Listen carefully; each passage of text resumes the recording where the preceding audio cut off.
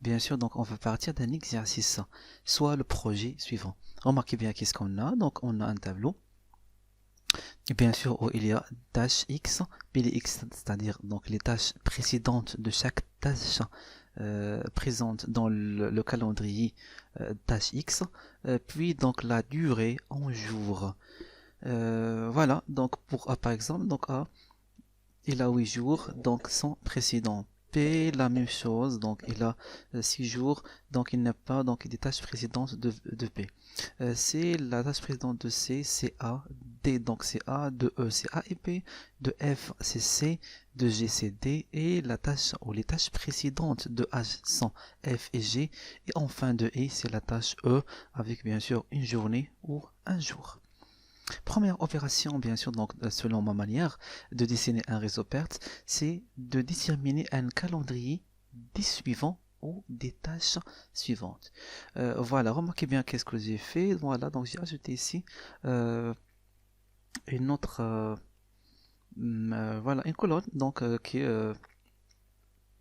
contient normalement les tâches suivantes ou les suivants, donc elle s'appelle S et X. Donc pour vous bien démontrer les choses ou expliquer les choses, donc PLX c'est-à-dire un calendrier des précédents ou des tâches précédentes, et S et X c'est le calendrier des suivants ou des tâches suivantes. Opération simplifiée, donc pour déterminer donc le suivant ou la tâche suivante de chaque tâche ou les tâches suivantes de chaque tâche, qu'est-ce qu'il faut faire? Donc on va visualiser l'existence de la tâche concernée dans le calendrier PLX. Donc chaque fois que la tâche se présente ici sur PLX, la ligne qui contient donc cette tâche, automatiquement c'est la tâche suivante de la tâche en question. Exemple, donc pour la tâche A, donc on va déterminer plutôt les suivants ou les tâches suivantes de la tâche A. Voilà, qu'est-ce qu'il faut faire? Donc on doit visualiser l'existence de A dans PLX. Remarquez bien qu'est-ce qu'on a. Donc A existe sur la ligne C, également ici sur la ligne D, et ici sur la ligne E. Donc automatiquement, le suivant ou les suivants de A sont les tâches C, D et E. Voilà, C, D et E. Par la suite, donc on va passer à la tâche P. Remarquez bien qu'est-ce qu'on a. La tâche P existe une seule fois dans PLX, dans cette ligne E. Donc automatiquement, le suivant ou la tâche suivante de P, c'est E. Et de la même manière, il y a bien sûr pour les autres tâches. Donc remarquez bien pour la tâche C. La tâche C existe dans PLX seulement une fois dans la ligne F. Donc le suivant de C, c'est la tâche F. Pour T, remarquez bien qu'est-ce qu'on a. Donc D également existe une seule fois sur la ligne G. Donc le suivant de T, c'est G. Pour E, il existe également une seule fois sur la ligne I. Donc automatiquement le suivant de E, c'est I. Pour F, il existe d'ailleurs donc une seule fois. Donc sur la ligne H, le suivant de F, ce sera la tâche H. Pour G, remarquez bien qu'est-ce qu'on a. G existe une seule fois sur la ligne H, donc automatiquement le suivant de G, c'est la tâche H. H, d'ailleurs, il n'existe pas ici. Remarquez bien dans PLX, il n'existe pas une tâche H, donc on va mettre tiré. Pour I, la même chose, donc il n'existe pas dans PLX, donc il faut mettre tiré. Comme ça, bien sûr, donc le tâche sera facilement dessiné grâce à ce calendrier SLX. Bien sûr, on a démontré la manière, bien sûr, comment déterminer facilement donc ce calendrier SLX. Par la suite, qu'est-ce qu'il faut faire? Donc, on doit passer bien sûr donc à notre réseau PERT qui sera dessiné d'une manière facile. Remarquez bien qu'est-ce qu'on va faire. Voilà, donc toujours pour bien commencer ou bien dessiner un réseau PERT, il faut suivre les étapes suivantes. Normalement, donc on a ici deux tâches A et B qui n'ont pas des précédents ou des tâches précédentes. Donc ce sont des tâches qui s'appellent les tâches niveau 0. C'est-à-dire ils doivent commencer immédiatement. Donc, de ma part, qu'est-ce qu'il faut faire? Donc on va plutôt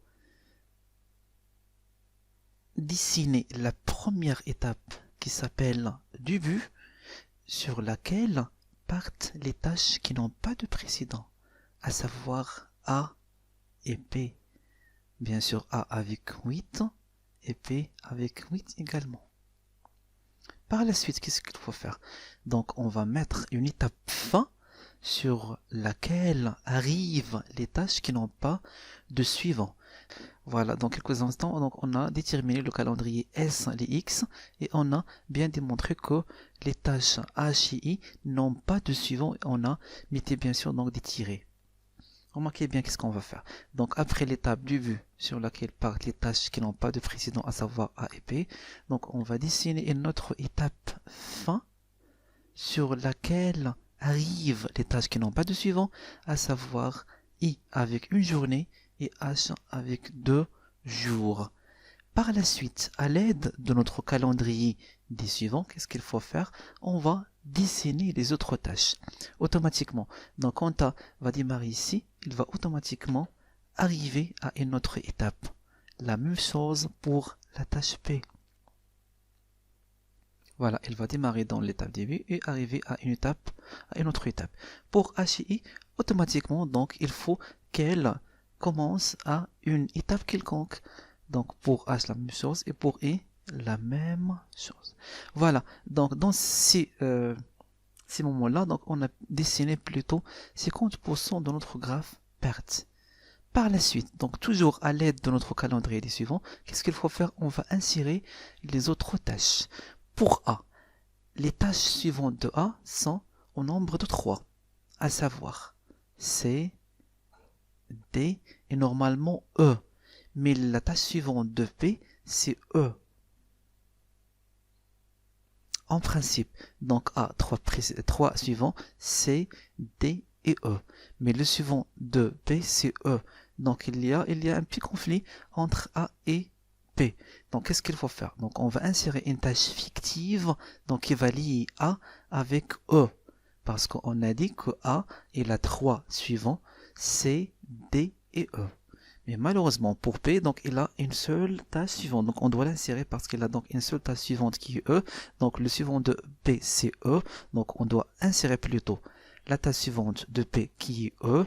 Puis donc on a donc pour A 3 suivants C, D et E. Qu'est-ce qu'il faut faire? Donc on doit la lier ici par une tâche qui s'appelle une tâche fictive qui n'a pas bien sûr donc qui ne consomme pas de durée et d'énergie, mais bien sûr donc son rôle est de démontrer que A c'est pour A, donc il a 3 suivants à savoir C et D. Donc on va arriver à la tâche E, à la tâche fictive dans quelques instants. Donc on commence pour C. Donc c'est automatiquement on va arriver à une étape, la même chose donc pour D et la même chose pour E. Par la suite, qu'est-ce qu'il faut faire? Donc toujours à l'aide de notre calendrier, le suivant de C c'est la tâche F. Donc on doit essayer de mettre F donc après la tâche C. La même chose donc pour D, la suivante ou les tâches suivantes de D, donc il y a toujours une seule tâche qui est G. Par la suite, pour F et G, donc ils ont un seul suivant et une seule tâche suivante qui est la tâche H. Automatiquement, donc ils doivent arriver à l'étape sur laquelle va commencer la tâche H. Et voilà, donc notre réseau a été bien dessiné. Il ne reste que la tâche fictive, donc qui va lier A avec E. Donc on doit la dessiner ici. A donc avec 0, toujours donc la durée des tâches fictives est nulle. Et comme ça, donc notre graphe respecte totalement donc le calendrier P les X et S les X. Remarquez bien qu'est-ce qu'on a ici. Donc pour P, le suivant de P c'est E, et le suivant de A c'est C, D et E, donc à travers cette tâche qui s'appelle une tâche fictive. Donc comme j'ai déjà dit dans quelques instants, il ne consomme ni durée ni énergie, etc. Donc il a tout simplement donc un rôle de liaison avec les tâches des graphes. Par la suite, qu'est-ce qu'il faut faire? Toujours donc on a une règle ici, donc on doit mettre 0 pourquoi 0 ici? Parce que ces tâches donc doivent commencer immédiatement, à savoir A et P. Donc 0, c'est-à-dire la date de début au plus tôt des tâches A et P, donc qui doivent commencer immédiatement. Par la suite, donc on va faire la sommation. 0 plus 8, ça donne ici 8. Et 0 plus 8, 8. Toujours donc quand il faut partir donc de gauche à droite, on doit prendre le maximum. Et chaque fois donc on doit quand on veut faire donc le retour, donc on doit prendre le même mot, donc on va arriver dans cette explication dans quelques instants. Donc on commence toujours ici, donc 0 plus 8 c'est 8, 0 plus 8 c'est 8, mais 8 plus 0 ça donne 8. Chaque fois donc quand il y a par exemple donc s'il y a ici 9, donc on doit mettre ici 9 parce que donc la tâche fictive normalement doit être présente donc au niveau de calcul des dates au plus tôt. 8 plus 5, ça donne 13.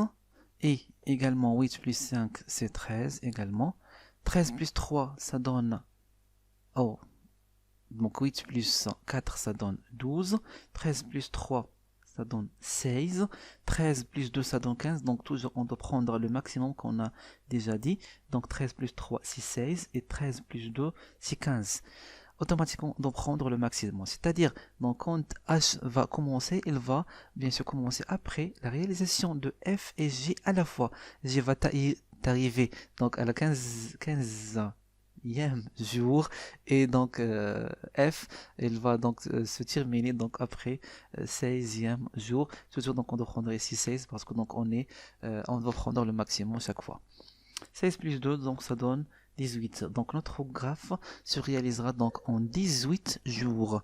Et notre règle ici, donc chaque fois donc la date qui est trouvée bien sûr donc pour les dates au plus tôt donc sera la même pour la date fin au plus tard. 18 c'est 18. Et cette fois-ci donc on va faire la soustraction. 18 moins 2 ça donne 16. 18 moins 1 c'est 17 plutôt. 18 moins 2 c'est 16. Par la suite, 16 moins 3, c'est 3. 16 moins 2, c'est 14. 13 moins 5, c'est 8. 14 moins 5, c'est 9. Donc, on doit prendre le minimum. 17 moins 4, c'est 13. Et 8 moins 8, ça donne 0. 13 moins 8, ça donne 5. Donc, on doit prendre ici le minimum qui est 0. Et comme ça, donc, on a bien dessiné notre graphe avec bien sûr les dates de début au plus tôt et au plus tard. Par exemple, ici, donc, normalement, donc, la tâche G doit commencer 13 jours après le démarrage du projet. Sinon, donc, il va commencer le 14e jour après le démarrage. Bien sûr, donc, sans avoir aucune incidence sur la durée finale de réalisation du projet. Ici, donc, pour C, donc, C doit commencer en principe le 8e jour après le début du projet. Et effectivement, donc, doit commencer le 8e jour. C'est donc un retard sera remarqué sur la durée finale de réalisation du projet si ceci ne commence pas donc après le 8e jour du démarrage du projet. Donc la tâche C s'appelle une tâche critique. La même chose pour A. Remarquez bien donc qu'est-ce qu'on a. Donc les étapes où il y a donc la date au plus tôt égale date au plus tard, ce sont des tâches qui s'appellent les tâches critiques, c'est-à-dire des tâches qui ne supportent aucun retard. Donc la tâche A, la tâche C, la tâche F et la tâche H. Donc le chemin qu'on a dessiné en rouge, c'est un chemin critique, donc sur lequel un chemin critique qui rassemble normalement donc toutes les tâches critiques qui ne supportent aucun retard. La tâche est dite critique chaque fois que la date au plus tôt égale la date au plus tard. Et voilà donc la fin de ce tuto. Merci de l'avoir suivi et à très bientôt. Merci.